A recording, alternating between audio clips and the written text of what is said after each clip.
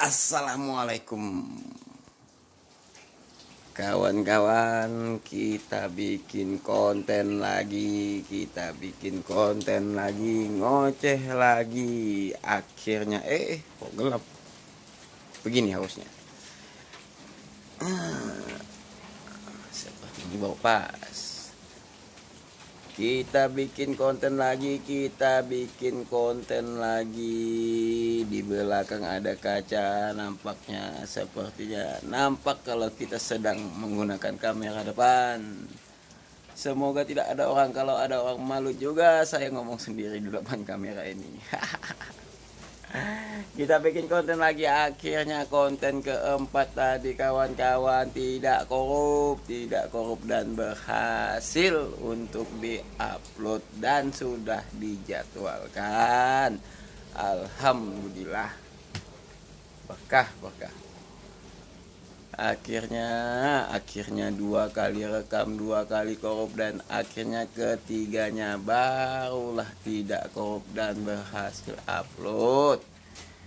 Sehingga judul yang kuberikan tadi adalah file korup, gagal upload, masih pengen jadi YouTuber. Kurang lebih begitu poinnya kawan-kawan, karena tidak gampang bikin konten original. Ngomong begini aja ternyata susah, apalagi kalau mau edit sana edit situ, crop sana crop sini, susah kawan-kawan, susah. Tapi tidak apa, dengan bekal apa adanya, dengan skill yang kita punya, skill ngoceh sana sini, entah benar atau tidak, yang penting kita eksekusi saja. Karena tanpa eksekusi, teori itu hanyalah ilusi saja. Memang artinya ilusi itu apa ya? Nanti ditanya salah, bahaya juga. Pokoknya itulah ya, kalau ada teori harus dipraktekkan langsung. Banyak-banyak latihan ngobrol agar terbiasa ketika kita berbicara dengan orang-orang. Oke, masih bercerita tentang YouTuber pemula nih kawan-kawan. Bercerita tentang YouTuber pemula, rasanya tidak sah kalau kita tidak berbicara tentang monetisasi. Tidak sah kalau kita tidak bicara tentang monetisasi, karena tak banyak orang yang terjun ke dalam dunia perkontenan ini. Konten YouTube ini tujuan akhirnya adalah monetisasi. Walaupun beberapa public figure ya, itu pun sebenarnya juga dia monetisasi sih akhirnya, walaupun tidak diurus sebenarnya. Siapa kayak public figure Soleh Solihun ya, kalau di Indonesia itu Soleh Solihun itu YouTube-nya itu kan tidak AdSense-nya tidak aktif itu, karena menurut beliau dulunya sebenarnya sempat monet akhirnya, tapi di dalam salah satu kontennya katanya ada pelanggaran, sehingga YouTube meminta si Soleh ini minta maaf agar pihak YouTube ini bisa mencabut apa yang telah menjadi pelanggaran.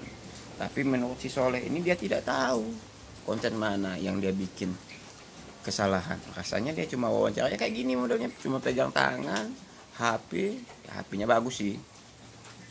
HP-nya bagus, dia bikin, dia rekam, kemudian dismonetisasi. Sampai sekarang setahu saya tidak ada AdSense-nya itu. Makanya kalau nonton videonya Soleh Solihun itu tidak ada iklan, karena memang tidak diaktifkan iklannya. Jadi ceritanya begitu. Tapi kalau kita yang awam, jangan orang lah ya, saya pribadi ya pada akhirnya pengennya ya tetap monetisasi, dengan harapan nanti ini adalah sedikit banyak penghasilan. Walaupun banyak sekali yang mengatakan YouTube itu ya kalau sukses benar-benar sukses, tapi kalau tanggung-tanggung ya penghasilannya kayak siapa itu yang tadi malam saya tonton, si cucu kakek, channelnya cucu kakek. Nah, bilang konten pertamanya tidak bisa dimonet ya, karena konten ulang. Bikin konten kedua dikiranya gajinya itu gajinya itu besar, ternyata hanya berapa, 1.000 perak kalau nggak salah, 1.000 perak, bahkan 800 ya, 0,0 sekian dolar katanya, tidak nyampe 1.000 pokoknya. Sedih pokoknya. Lalu pertanyaannya kenapa kita harus tetap semangat bikin kontennya? Kita tidak tahu jalan rezeki mana yang akan diberikan. Namanya juga usaha, namanya juga ikhtiar. Lagi-lagi mumpung hujan, mari berdoa, semoga apa yang kita lakukan penuh berkah, semoga doanya diijabah, begitu kawan-kawan. Jadi bicara tentang monetisasi sejak tahun 2023, nah ini intinya. Kalau bicara tentang monetisasi video, sekarang jalannya udah ada alternatif. Kalau dulu sepengetahuan saya, sejak pertama kali kenal YouTube, untuk monetisasi itu jalannya cuma 1.000 subscriber dengan 4.000 jam tayang, dengan catatan kontennya tidak melanggar pedoman komunitas, tidak menggunakan lagu-lagu ataupun soal musik-musik yang tidak ada di YouTube Audio Library. Misalnya kita pakai lagu Peter Pan, ya kalau diizinkan oleh si Peter Pan-nya. Atau kita pakai lagunya siapa coba, Gigi misalnya, kita pakai lagunya siapa yang lagi hits sekarang, Mahalini, Rizky Febian, Budi Doremi. Ya itu bisa kalau mereka memberikan izin, mereka secara pribadi. Tapi kalau publishernya tidak memberikan izin, ya tetap juga, karena YouTube kan tidak memandang itu. Kemudian jadi syaratnya itu adalah tetap 1.000 subscriber dan 4.000 jam tayang. Namun di 2023 ditambah satu alternatif dengan maraknya, mungkin ini juga karena TikTok bukan main merajai dunia permedia sosialan ini ya.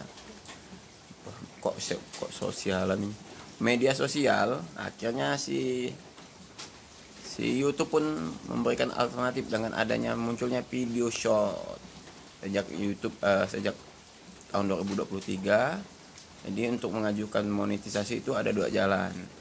Pertama 1.000 subscriber. Susah benar ngomong aja susah, mau boro-boro mau 4.000 jam tayang, ini ngomong subscriber aja susah ini. 1.000 subs dengan 4.000 jam tayang, itu pertama. Kedua, 2023 bisa juga dengan 1.000 subscriber dan 10 juta view dalam waktu 3 bulan. Kalau tadi 4.000 jam tayang itu dalam waktu 1 tahun. Kalau yang view ini, yang short ini, itu dalam waktu 3 bulan. Jadi ada 2. Jadi kawan-kawan yang pengen juga bikin YouTube tapi malas bikin dengan format yang panjang seperti ini, bisa dengan short. Karena short itu kan formatnya itu potret, kemudian videonya itu di bawah 1 menit, itu udah dianggap short ya. Dia upload di YouTube, kumpulkan 1.000 subscriber, cari 10 juta view ya, 10 juta view, itu pasti akan bisa dimonetisasi selama, sekali lagi, tidak melanggar pedoman komunitas, lalu nanti bisa diajukan untuk monetisasi. Ya pada akhirnya tetap monetisasi lah tujuan akhir dari kita mengupload konten-konten ini ya. Ya kalau memang ada yang sebagai tempat penyimpanan saja ya ada juga. Tapi kan ibarat menyelam sambil minum kopi ya kan, menyelam minum kopi ya emang bisa. Menyelam aja sudah minum air kok. Aduh. Ya ibaratnya kayak gitulah ya, ibaratnya sambil menyelam minum kopi. Siapa tahu dengan upload yang layak diupload itu bisa menghasilkan cuan, dan cuan itu kan lumayan buat beli kopi lagi, buat diminum sambil menyelam. Intinya kayak gitu ya. Intinya monetisasi ada 2 langkah, 1000 subscriber dengan 4000 jam tayang dalam jangka waktu 1 tahun, atau 1000 subscriber dengan 10 juta view video short dalam waktu 3 bulan. Itu bisa. Jadi silakan kawan-kawan yang baru saja memulai di dalam dunia per-YouTuban ini memilih jalan dan memilih langkah. Lalu mana yang baik antara video short dengan video panjang? Dua-duanya baik.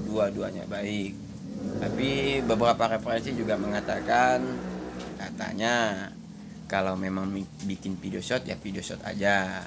Kemudian kalau mau bikin video panjang ya video panjang aja. Tapi dibolehkan juga, ada beberapa mereka juga tidak masalah katanya. Ini katanya, saya kan juga tidak tahu. Kata mereka kalau masih dalam satu topik. Kenapa? Karena kalau dalam satu topik paling tidak memancing. Video short itu digunakan untuk memancing mereka nonton video panjang. Tapi kalau video short semua atau video panjang semua itu tidak baik buat channelnya. Karena apa? Karena algoritma short dengan video reguler, video panjang itu berbeda katanya. Saya sih belum membuktikan, tapi karena short itu pemutarannya didominasi oleh feed short, maka jelas memang berbeda. Dan short itu kalau videonya menarik gampang, karena orang tinggal scroll aja. Dan kabar menariknya short sekarang kan sudah punya iklan ya, walaupun bentuk iklannya juga berbeda. Kalau di video reguler ini kan dalam video panjang kita. Kalau di video short itu di antara beberapa video. Beda, perlakuan iklannya beda. Cuma tetap ada iklannya. Nah, kalau 2022 ataupun sebelumnya kemarin kalau nggak salah saya itu kan dia berupa bonus. Kalau sekarang bonus sudah tidak ada. Jadi murni pendapatannya dari iklan tersebut. Ya lebih fair sih. Cuman ada tapinya ya. Ya kalau iklannya di short itu ya jangan kecewa. Nanti di video berikutnya nanti saya ceritakan kenapa saya bilang jangan kecewa. Ini nanti murni lah ya. Hanya saja mungkin saya tidak akan menampilkan pendapatannya lah. Suatu saat nanti kalau udah waktunya saya tampilkan kenapa saya bilang jangan kecewa, karena memang jauh sekali perbedaannya antara iklan di video short dengan pendapatan iklan video short dengan pendapatan iklan di video reguler. Loh, kok tahu? Kan saya punya satu channel yang tadi saya bilang di awal bikin channel ini, kan saya bilang saya juga re-uploader konten olahraga. Maafkan, mohon dimaafkan dan jangan ditiru. Makanya video ini tercipta karena mulai sadar akan kesalahan, jadi cuma bikin konten original. Semoga berkah. Jangan pernah lelah, jangan pernah lelah, apalagi menyerah. Mari awali dengan bismillah. Semoga penuh berkah. Bismillah. Assalamualaikum.